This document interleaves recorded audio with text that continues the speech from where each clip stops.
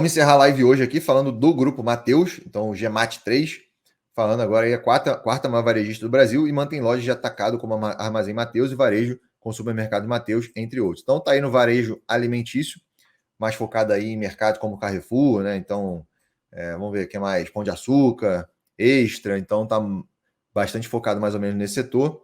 Diferente um pouco de loja americana, que não vende alimentos, né? Vamos ver, Magazine Luiza também não vende, então é um varejo diferente, por isso que eu coloquei aqui no site, se a gente verificar aqui no Fundamentei, eu acho que eu separei, pelo que eu me lembro, em alguns tipos de varejo, né? Então, varejo geral e varejo alimentício, tá? Eu preferi separar, então, alimentício, a gente vê o Carrefour, Açaí, Mateus e Grupo Pão de Açúcar, e o varejo geral, mais focados em Magazine Luiza, Americanas, Via, Allied, que também é de telefone, e Saraiva, né? Então, eu preferi separar aqui no Fundamentei, que fica melhor da gente comparar banana com banana, né? É uma empresa aí com uma boa reputação no Reclame Aqui, no Glassdoor também, uma nota bem interessante. O free float dela que me incomoda um pouco, então 15%, mas pode ser que seja temporário por ela ser do novo mercado. Provavelmente tem algum acordo aí com a B3 de no futuro voltar para 25% esse free float, quer dizer, chegar em 25% esse free float, tá? Eu até mostrei no início da live hoje aqui, explicando que existe esses acordos, que a empresa, como ela tem pouco tempo de bolsa, ó, ela fez IPO aí há menos de 2 anos, ela pode negociar com a B3 determinado prazo para poder chegar nos 25%. Tem muitos familiares aqui metidos na empresa, então provavelmente fundadores ainda estão com uma participação bastante relevante nela. Não tem alguém com mais 50%, mas tem uma pessoa aqui com 42%. Então, praticamente ela que manda na empresa, né? Vamos considerar assim. Uma empresa de basicamente 10 bi de market cap, relações familiares aí, ó, tem alguns. O principal aí, acionista, é também o diretor-presidente e o vice-presidente do conselho, que é pai ou mãe aqui desse. Então, tem filhos aí metidos, né, na empresa, irmão ou irmã também. Remuneração dos executivos, interessante, não vi nada demais por aqui. Ativos imobilizados também não tem muita coisa. Intangíveis, algumas marcas, ou então Mateus Mercados, Buma Meu Pão, É o Caminho, Armazém Mateus, Bumba Tony Chocolate, alguns sites aqui também. Como que ela ganha dinheiro, tá? Então, produtos alimentares, limpeza, bens duráveis, então é basicamente um supermercado, né? Tem muito mistério aqui. O endividamento cresceu aí nos últimos, de 2020 para 2021, mas de curto prazo só 17%, de médio e longo prazo aí quase 80%, mais de 80%. Dividendo, não espere muito dividendo dessa empresa, porque ela basicamente fez um IPO aí, crescendo muito, muito forte, né? Então, com um crescimento muito forte. Então, o primeiro trimestre foi um marco histórico para a trajetória, deu mais um grande passo de expansão com a inauguração de 3 lojas da Regional Nordeste, Petrolina, Pernambuco e Juazeiro. Então, essas 3 lojas representam uma nova fase da companhia e nos colocam em linha com o nosso projeto de expandir operações para todo o Norte e Nordeste. Então, uma empresa que tem esse foco, não tem um objetivo muito forte de vir para o Sudeste e Sul, então o foco dela é mais Norte e Nordeste, ela domina lá, né? Então, ao contrário de algumas marcas que são mais fortes aqui no Sudeste, Pão de Açúcar, né, o próprio Carrefour, são muito fortes aqui no Sudeste, ela tem como foco o Norte e Nordeste. Então, é interessante porque acaba focando em uma determinada região e podendo gerar mais valor do que ela poderia se ela expandisse aí pelo Brasil inteiro. Mas pode ser que no futuro ela venha expandir para o Brasil inteiro, né? Mas, a princípio, ela tem esse foco nesse momento.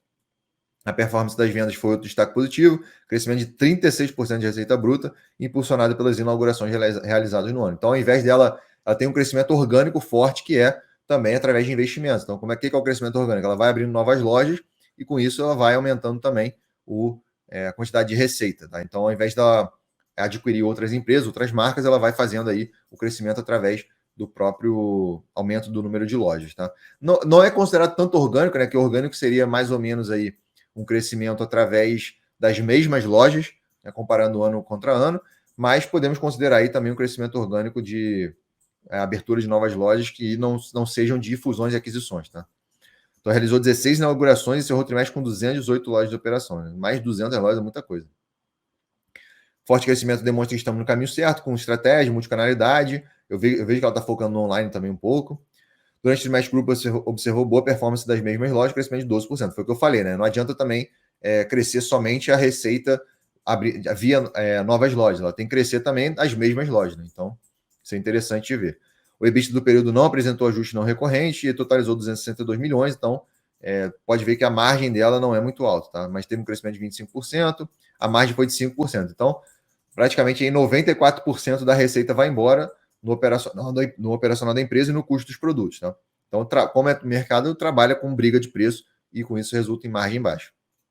Ele encerrou o trimestre com uma dívida líquida de 425 milhões, comparado a uma dívida líquida de 162 milhões. Você vê aquela variação ao uso de caixa para financiamento do projeto de expansão e contração de empréstimos ao longo do primeiro trimestre. Então, ela vem se endividando para poder aumentar aí o número de lojas e, com isso, aumentar a receita.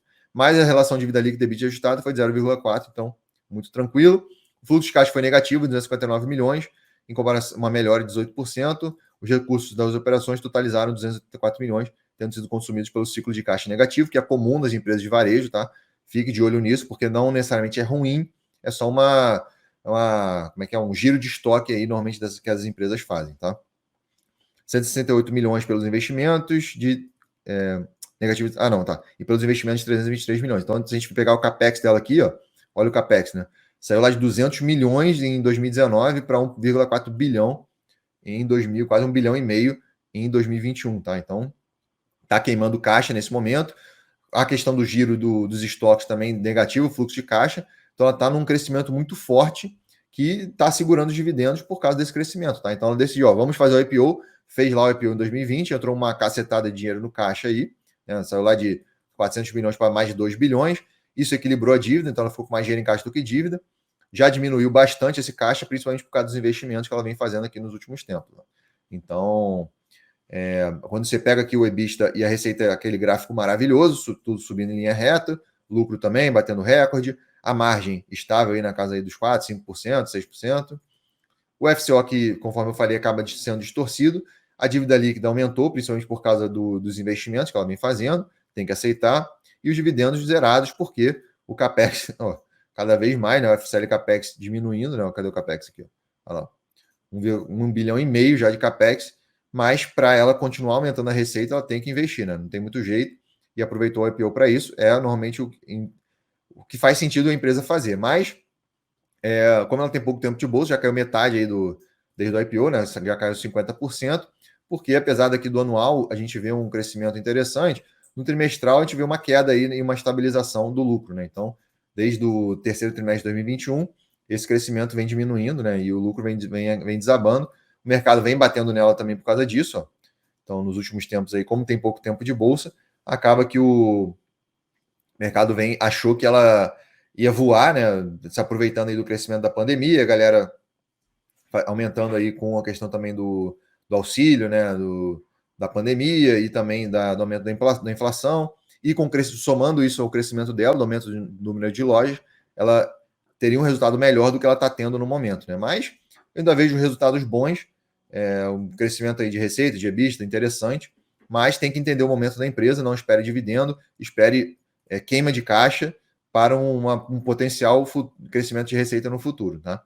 Então eu vejo uma empresa interessante, né? Tem uma liquidez boa também, mais de 10 mil negócios por dia, tal, mas como tem poucos dados aqui também, a gente já temos aí basicamente 5 anos de balanço, já dá para analisar o histórico da empresa, a gente vê que a empresa é realmente boa, né? Mas que está queimando muito caixa no momento para poder crescer. É isso, esse é o momento da empresa.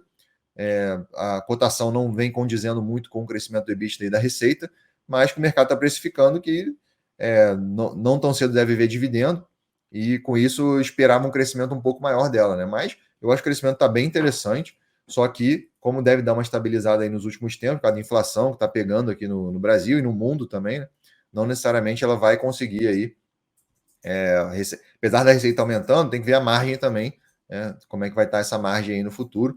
Aparentemente ela está conseguindo segurar a margem, mas vamos ver como é que vai ficar em breve, tá?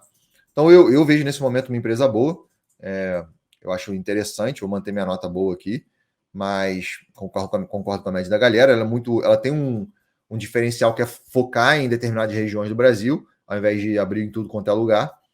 E também aqui, eu até esqueci de falar, né? Uma empresa que tem mais de 35 anos e tal.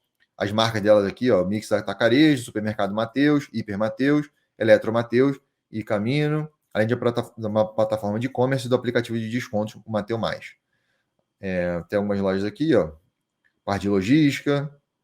Ela é muito forte também na parte de logística, né, para poder dar conta de toda essa gigantesca aí operação que ela tem. Central de fatiados, tecnologia e inovação, pessoas, blá blá blá. Aqui são algumas marcas, né, nos bairros. Tem algumas marcas mais focadas em bairros e outras em grandes capitais, né? Investimento logístico e tal. Foco também em empreendedores. Então, é uma empresa que me pareceu interessante, é um mix atacarejo. Então, eu acho que ela consegue diversificar essas marcas em determinadas regiões. Então, por exemplo, o atacarejo mais focado em margens baixas, mas em preços melhores. O supermercado Mateus pode ter um determinado diferencial de ser um supermercado um pouco mais sofisticado do que essas outras marcas que eu estou falando. Né? Não sofisticado em relação ao mercado, sei lá, Hortifruti Zona Sul, mas em relação às outras marcas dela. O Hiper Mateus, Eletro Mateus também estão metidos aí nessa parte de eletrônico. Então, parece ser interessante. Eu acho que para quem quiser diversificar, vale o estudo. Está se destacando aí dentre as empresas aí do varejo alimentício, na minha opinião. Mas todas estão vindo com bons resultados ultimamente, né? Tanto o Carrefour, quanto a Açaí, quanto o Pão de Açúcar também estão num bom momento, principalmente surfando aí, aproveitando o aumento da pandemia, né? Então, galera, é isso. Não tem muito mais o que falar do Grupo Mateus. Achei uma empresa interessante que vale acompanhamento de quem se interessar pelo setor, tá? Mas lembre-se que a margem é baixa e não tem para onde correr, tá? A briga é por preço e a briga é brutal.